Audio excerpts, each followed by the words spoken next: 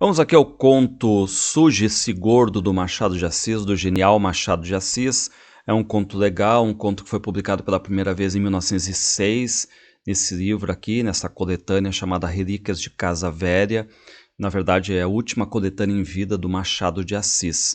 Bom, o primeiro detalhe que eu chamo a atenção aqui é o título. Cuidem, não tem vírgula ali, surge-se, vírgula, gordo. Gordo aqui não é a questão envolvendo um vocativo, tá? Então a gente vai entender a frase, surge-se gordo, surge-se em abundância. Esse é o sentido aqui do título, tá? E a gente vai entender depois por quê. Aqui a gente tem então um conto que é narrado em primeira pessoa por um personagem. Qual é o detalhe? Esse personagem não é nomeado, mas que ele está narrando para nós um diálogo, uma conversa que ele teve com um amigo, e essa conversa foi durante o intervalo de uma peça de teatro, entre o segundo e o terceiro ato da peça de teatro, ou seja, naquele intervalo, ele está se lembrando exatamente de um diálogo que ele teve com o amigo dele. Só que aí, claro, a importância recai sobre esse amigo do narrador. Por quê? Porque esse amigo do narrador vai dizer que já serviu de jurado num tribunal, já foi presidente de júri também. E o que o narrador diz? Uma noite, há muitos anos, passeava eu com um amigo no terraço do Teatro de São Pedro de Alcântara. E aí o que está dizendo o narrador, né? Que aí, nesse teatro, no intervalo do segundo ato para o terceiro, ele teve essa conversa com o amigo dele. Então, uma conversa há um tempo atrás. E o que o amigo vai contar, claro que aconteceu mais no passado ainda. Era entre o segundo e o terceiro ato da peça A Sentença ou o Tribunal do Júri. Só me ficou o título, diz o narrador, e foi justamente o título, falar sobre Tribunal do Júri, que nos levou, eu e meu amigo, a falar da instituição e de um fato que nunca mais me esqueceu. Ou seja, então reparem, né, aqui os dois amigos foram ver uma peça de teatro chamada, né, A Sentença ou Tribunal do Júri. O narrador diz que nem se lembra muito do enredo da peça, mas que a partir do título, o título trouxe para ele, né, e para o amigo dele, o tema da conversa, o teor da conversa. Eles começam a falar sobre a instituição. Então reparem que nós temos aqui uma conversa entre o amigo do narrador e o narrador, no intervalo entre o segundo e o terceiro ato da peça, tá? E o que o amigo do narrador disse? Fui sempre contrário ao júri, disse-me aquele amigo. Não pela instituição em si, que é liberal, mas porque me repugna condenar alguém, e por aquele preceito do Evangelho, não queirais julgar para que não sejais julgados. Ou seja, reparem aqui que para o amigo do narrador, sendo o Tribunal do Júri uma instituição liberal, como ele diz, o melhor é não ter que julgar. Então, por isso que o amigo do narrador ele é contrário a julgar alguém, a condenar alguém, porque qual é a ideia dele? Baseado no preceito bíblico ali, né? Se a gente julga hoje, nós podemos ser julgados amanhã. E aí, o amigo do narrador diz que já fez parte desses julgamentos aí. O tribunal era então no antigo Aljube, fim da Rua dos Ourives, princípio da ladeira da Conceição. E o que o amigo do narrador diz, ó? Tal era o meu escrúpulo que, salvo dois, absolvi todos os réus. Ou seja, né, esse amigo do narrador, quando ele estava no júri, ele está sempre mais para absolver do que para condenar, porque o que ele vai dizer sempre, né, é aquela questão toda que os crimes às vezes não ficavam 100% provados, o andamento processual era mal feito, cheio de falhas e tudo mais, né? Então, ele dizendo, né, tal era o meu escrúpulo que, salvo dois, absolvi todos os réus. Só que agora ele vai nos lembrar aqui, ó, de um réu que ele acabou condenando. O primeiro réu que eu condenei, ele era um moço limpo, acusado de haver furtado certa quantia, não grande, antes pequena, com falsificação de um papel. Ele não negou o fato, nem podia fazê-lo. Ou seja, reparem, né? Um crime comprovado, o réu não negou, só que o roubo é um roubo de quantia pequena. E o que o réu diz? Contestou que lhe coubesse iniciativa ou inspiração do crime. Ou seja, eu não nasci para isso, diz o réu. Alguém, que ele não citava, foi que lhe lembrou esse modo de acudir a uma necessidade urgente. Ou seja, aquela ideia, né? Tu tem problema financeiro, faz um desvio, rouba. Mas Deus, o que o réu dizia? Mas Deus, que viu os corações, daria ao criminoso verdadeiro o merecido castigo. Ou seja, reparem que o réu, ele alega que não foi dele a inspiração desse crime, mas de um terceiro, que ele não quer revelar o nome aqui. Mas que deu a ideia, né? Tipo, se tu tem uma necessidade urgente e precisa desse dinheiro, apela ao desvio, ao roubo, ao crime. E aí esse réu roubou essa quantia pequena e agora está ali sendo julgado. Só que reparem, né, que ele apela também para o campo religioso. O que ele diz ali, né? Deus vai dar o castigo merecido a quem me influenciou. Mas como é que o réu diz tudo isso na frente dos jurados? Ó, disse isso sem ênfase, triste, a palavra surda, os olhos mortos, com tal palidez que metia a pena. Reparem que esse jeito de falar do réu, ele se defende de uma forma triste. Tudo isso aí, ele não tem esse poder de persuasão, tudo isso fica ruim para ele. Então ele está sendo ali um réu confesso. O promotor público achou nessa mesma cor do gesto a confissão do crime, ou seja, estão vendo estampado na cara dele ali, né?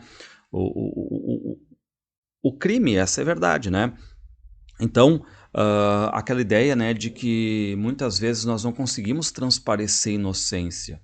Parece que o corpo está falando ali, o Machado está de novo falando um pouco, né, sobre essa questão mais corporal também, aquela questão dos gestos, algo que depois a gente sabe que está lá dentro do conto Missa do Galo, que está dentro do próprio Dom Casmurro com a Capitu. Então o promotor vê o quê? O réu está se condenando. Já, ao contrário, o defensor, ou seja, a defesa ali, né, mostrou que o abatimento e a palidez significavam a lástima da inocência caluniada. Ou seja, claro, né, o promotor ali está acusando, está dizendo, vemos claramente que, né, ele fez isso. Já a defesa está alegando que a inocência do réu ali. A defesa, além do talento do advogado, tinha a circunstância de ser a estreia dele na tribuna. Então a gente tem aqui, né, a estreia exatamente, né, de um advogado, a estreia dele defendendo alguém. Reparem que parentes, colegas e amigos esperavam o primeiro discurso do rapaz. E o discurso foi admirável e teria salvo o réu, se ele pudesse ser salvo. Mas o crime metia-se pelos olhos dentro. Ou seja, reparem, né, que o corpo fala aqui também. Então não tem o que fazer, nem o advogado sendo brilhante de defesa consegue livrar o réu, porque o crime ali é claro, é confesso, e todo o réu está mostrando isso com o corpo pelos olhos dentro, tá? Só que aí o amigo do narrador diz, o advogado brilhante esse aí morreu 2 anos depois, em 1865. E aqui é pela primeira vez a gente fica sabendo, né, que a história que o narrador está nos contando, que o amigo do narrador está nos contando, se passou em 63, ou seja, né, 2 anos antes da morte desse advogado, né, Rio de Janeiro, Segundo Império e tudo mais. Bom, aí o amigo do narrador lamenta a perda desse brilhante advogado que morreu cedo e que o direito perdeu um advogado de grande talento, jovem, brilhante. Eu, diz o amigo do narrador, acredite, quando vejo morrer um moço de talento, sinto muito mais quando morre um velho. Bom, aí o amigo do narrador volta ao caso agora. Ó. Houve réplica do promotor e tréplica do defensor. O presidente do tribunal resumiu os debates e, lidos os quesitos, foram entregues ao presidente do conselho, que era eu, ou seja, o amigo do narrador, tá? Tá ali, exatamente dizendo, eu era presidente do júri nessa época aqui, né? Só que agora a gente vai ver exatamente um jurado do conselho, que é um ruivo. E aí, lembrem, né, que esse diálogo está sendo montado, o narrador está lembrando desse diálogo exatamente quando, né? Quando eles estavam ali entre o segundo e o terceiro ato de uma peça.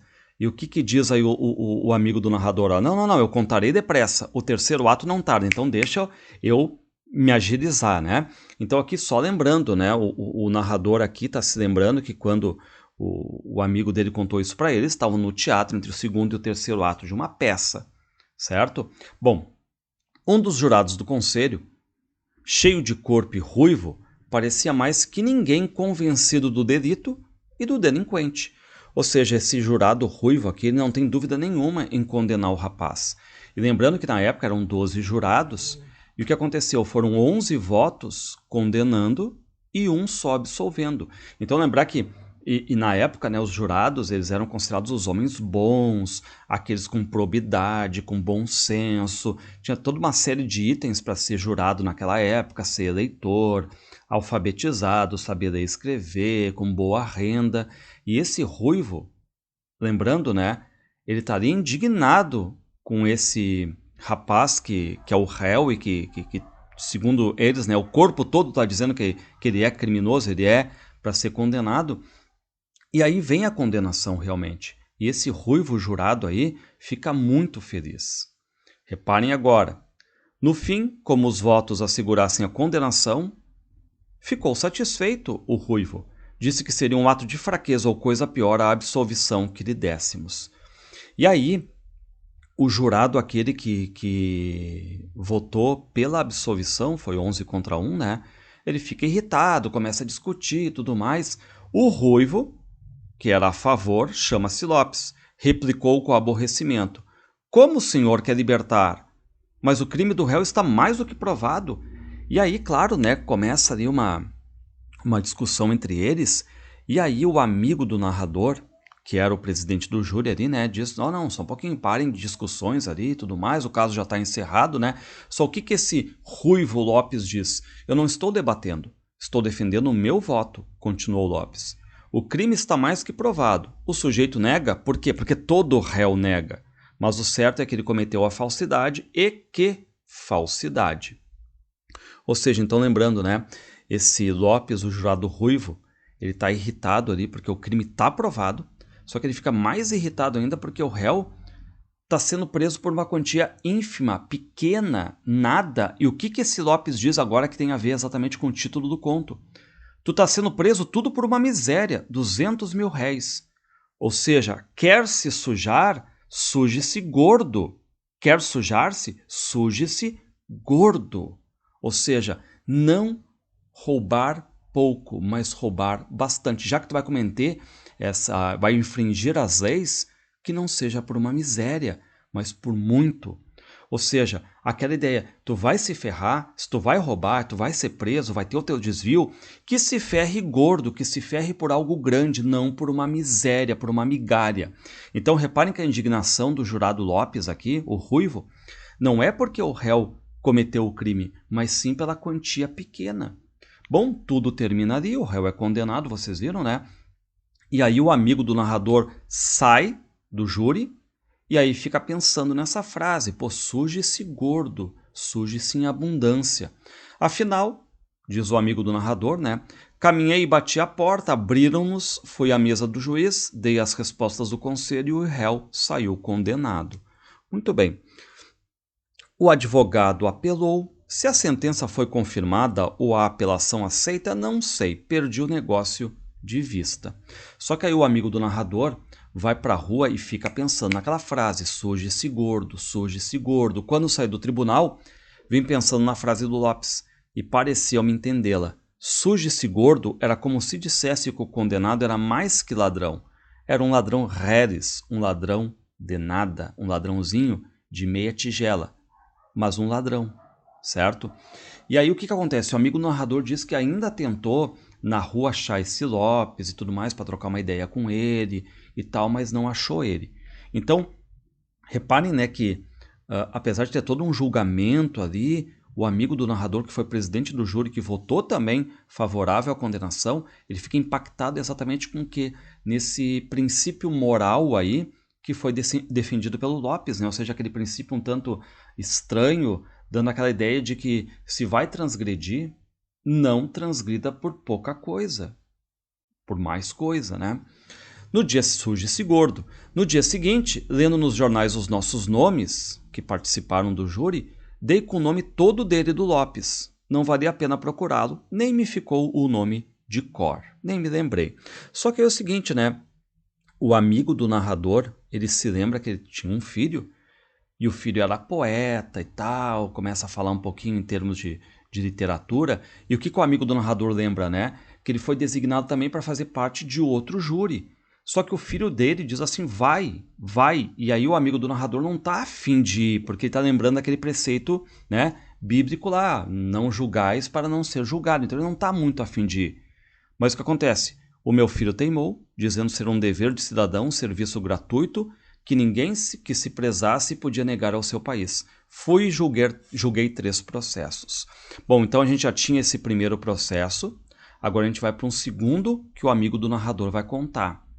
Um destes era de um empregado do Banco do Trabalho Honrado, o caixa acusado de um desvio de dinheiro.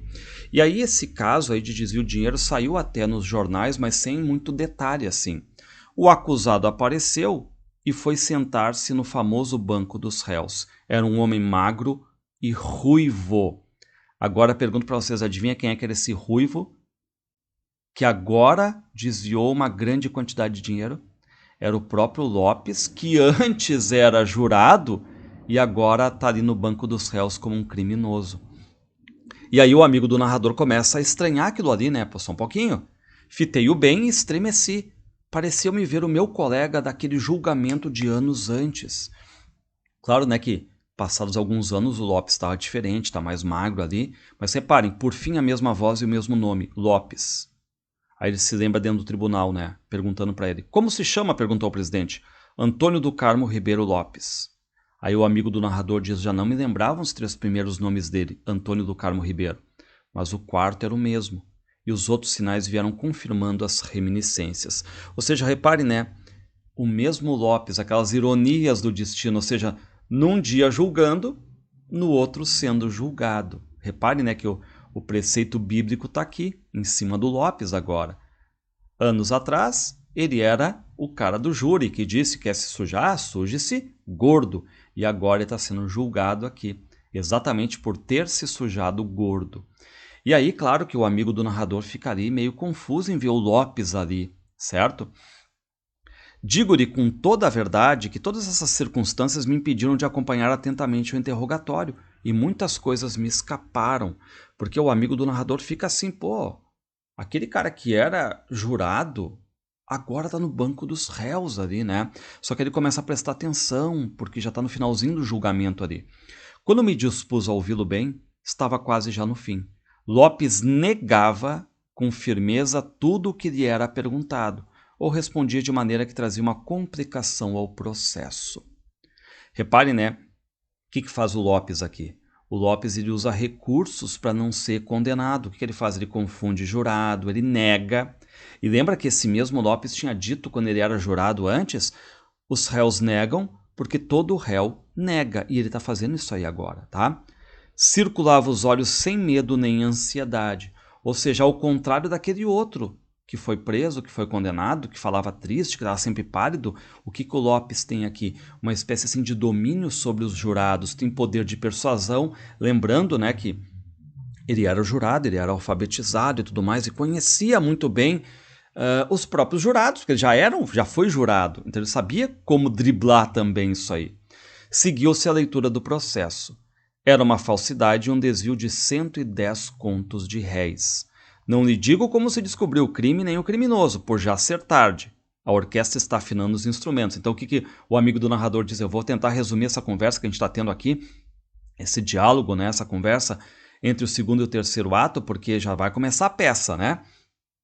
Então, de novo, né, sempre nos mostrando que isso aqui é uma conversa, basicamente um monólogo, né, em que a gente fica sabendo, né, que o narrador está contando o que o amigo dele disse, que o amigo dele participou exatamente, né, como presidente de júri e agora jurado de um segundo, né.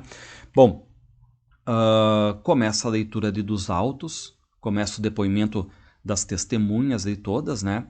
Reparem, quando Lopes olhou para mim, não me reconheceu. Fitou-me algum tempo e sorriu como fazia aos outros. Todos esses gestos do homem, de olhar para os jurados, de rir, serviram à acusação e à defesa, tal como serviram tempos antes os gestos contrários do outro acusado, que era ficar quieto, sério e tudo mais, né? Ou seja, reparem a diferença de postura entre os dois réus. O primeiro, aquele que foi condenado por um roubo pequeno, por sujar-se pequeno, né? Magro, ele era triste, pálido, as palavras surdas, não tinha ênfase nenhuma, apelando a Deus. Já o Lopes não. O que o Lopes faz? Já tinha sido jurado, sabia como manejar o tribunal do júri, tá ali negando, tá olhando para todos, tá rindo, não tem medo nenhum. E o que acontece? O promotor achou neles a revelação clara do cinismo. Só que o advogado mostrou que só a inocência e a certeza da absolvição poderiam trazer paz de espírito a ele. E aí o amigo do narrador Lembrando, né, que ele está agora no mesmo banco em que esse Lopes estava há tempos atrás como jurado. E aí o que acontece, né? O amigo do narrador se lembra daquele texto bíblico: não queirás julgar, para que não sejais julgados. E claro que ele está pensando ali, né, na situação do Lopes. O Lopes um dia era jurado, estava julgando e agora estava sendo julgado, né? Confesso-lhe que mais de uma vez me senti frio. Então, que situação aqui, né? Não é que eu mesmo, diz o amigo do narrador, viesse a cometer algum desvio de dinheiro, mas podia, em ocasião de raiva, matar alguém ou ser caluniado de desfalque. Aquele que julgava outrora era agora julgado também. Ou seja, o princípio bíblico ali está em prática agora. E o que acontece? O amigo do narrador ainda se lembra, né, daquelas palavras do próprio Lopes. Vai se sujar, quer sujar-se, suje-se gordo. Vi que Lopes não era um ladrão reles, um ladrão de nada, mas sim um ladrão de grande valor. O verbo sujar-se é que definia duramente a ação, suje-se gordo. Então, o amigo do narrador já vê, né, que quando Lopes ali era jurado, basicamente ele já estava o embrião de um criminoso, porque era dele aquela questão toda, aquele princípio ali de que é sujar-se, suje-se gordo. Tá? Queria dizer que o homem não se devia levar a um ato daquela espécie sem a grossura da soma. Quer sujar-se, suje-se gordo. A ninguém cabia sujar-se por pouca coisa, por 4 patacas. Quer sujar-se, suje-se gordo, em abundância, em desvio grande. Então, naquele jurado Lopes de tempos atrás ali, a gente está vendo o que, de certo modo, né? Alguém que já tinha uma ideia até de crime. Se é para sujar, se sujar, então se suje roubando coisas grandes, né? Bom, qual é o detalhe? Termina o processo. Tinha acabado, leu os quesitos e recolhemos-nos à sala secreta. Ou seja, os jurados vão agora votar. Posso dizer-lhe aqui em particular que votei afirmativamente. Ou seja, o que diz o amigo do narrador? Eu votei condenando Lopes. Tão certo me pareceu o desvio dos 110 contos. Ou seja, né, ele não tem dúvida nenhuma, ele vota não, vai condenar. Estava certo disso. Por quê? Porque havia, entre outros documentos, uma carta de Lopes que fazia evidente o crime. Então tem provas concretas ali. Mas parece que nem todos os jurados eram com os mesmos olhos que eu.